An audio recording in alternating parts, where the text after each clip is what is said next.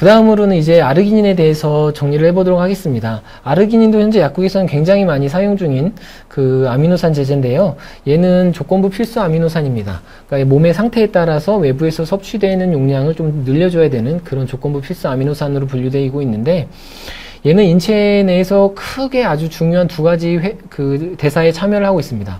첫 번째는 그 우레아 사이클 요소 회로인데요. 암모니아를 가지고 독성이 없는 요소로 이렇게 전환시켜주는 이런 사이클이 있죠. 우리가 간장약으로서 아르기닌을 가지고 투여를 할 때는 이런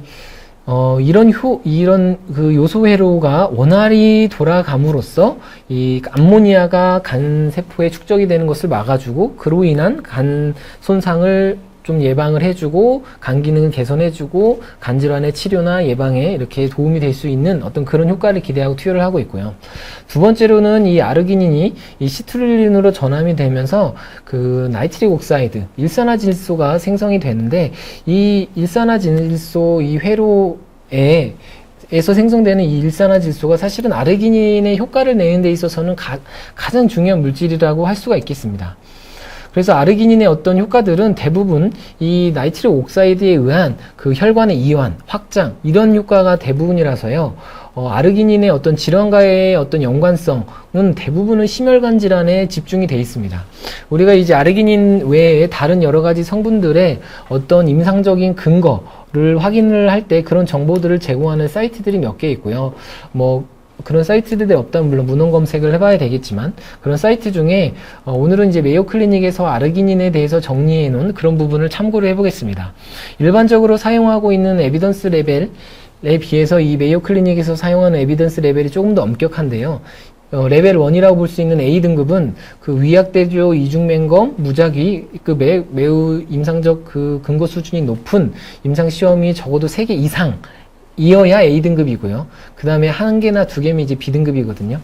그러니까 A등급으로 아르기닌의 효과가 검증이 되어 있는 부분은 그 아르기닌 그러니까 선천적으로 그 우레아 사이클에 문제가 있어서 혈중 암모니아 농도가 높은 상태에 투여를 했을 시입니다. 그럼 당연히 아르기닌이 들어가서 우레아 사이클을 잘 돌려줌으로써 이런 효과를 당연히 기대할 수가 있겠죠. 그런 쪽으로는 임상 연구가 많이 되어 있어서 A등급으로 되어 있고요.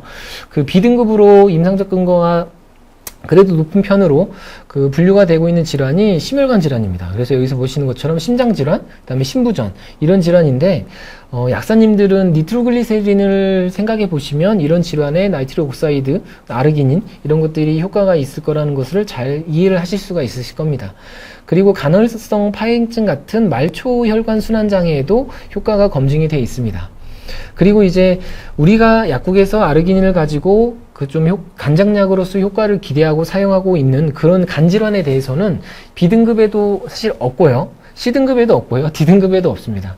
그러니까 실제 찾아보면 아르기닌이 간장약으로서의 연구되어 있는 부분은 거의 없다고 볼 수가 있습니다. 약국에서는 실제 많이 사용 중이지만 임상적으로는 그렇게 간질환에 대해서 잘 연구되어 있는 참고할 만한 자료는 없다라고 할 수가 있겠고요.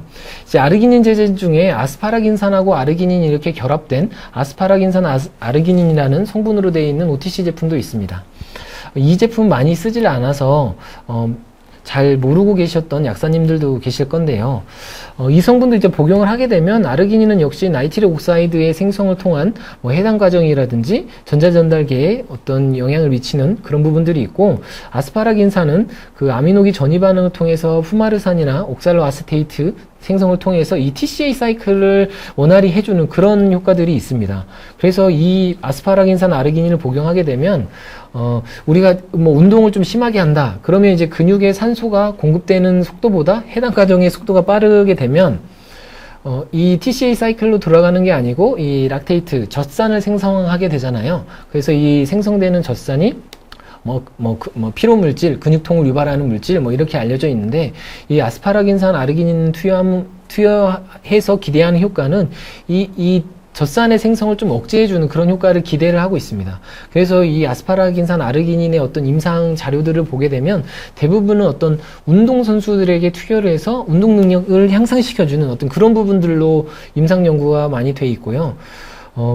우리나라에서 허가되어 있는 그 OTC로 허가되어 있는 효능 효과 사항도 보게 되면 신체적, 정신적, 기능 무력 의한 어떤 보조요법 이렇게 허가가 돼 있거든요.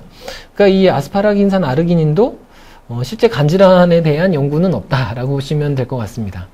그래서 아르기닌이 그 20ml 앰플로 되어 있는 많이 사용하는 제품은 아르기닌 함량이 1.46g이 들어있고요. 그 외에 이제 시트산, 베타인, 염산 베타인으로 복합제로 되어 있습니다. 근데 아까 봤던 것처럼 혈관 질환에 대해서 어떤 좋은 효과를 기대할 수 있는 권장 섭취량은 아르기닌이 L-아르기닌으로서 한 3g 정도 되거든요. 그러니까 역시 이 아르기닌 앰플도 뭐 허가는 30ml 이렇게 돼 있지만 앰플 자체가 20ml니까 이거를 두 앰플 정도는 복용을 하는 것이 그런 효과를 기대할 수 있는 그런 유효한 용량이다라고 할 수가 있겠습니다. 그 앰플 2개 복용해도 3g이 채 안 되니까요. 오히려 건기식으로 현재 나와 있는 아르기닌들이 함량이 뭐 3g이 넘는 제품들이 있습니다.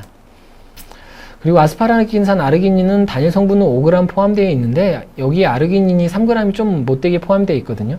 그러니까 아스파라긴산 아르기닌하고 L-아르기닌이라고 이렇게 비교를 해봤을 때 역시 어느 게 더 효과적이냐는 이제 임상 자료가 없어서 말씀을 드릴 수는 없겠고요. 결론은 두 성분 모두 간질환에는 연구되어 있는 바가 굉장히 없다라고 말씀을 드릴 수가 있겠습니다.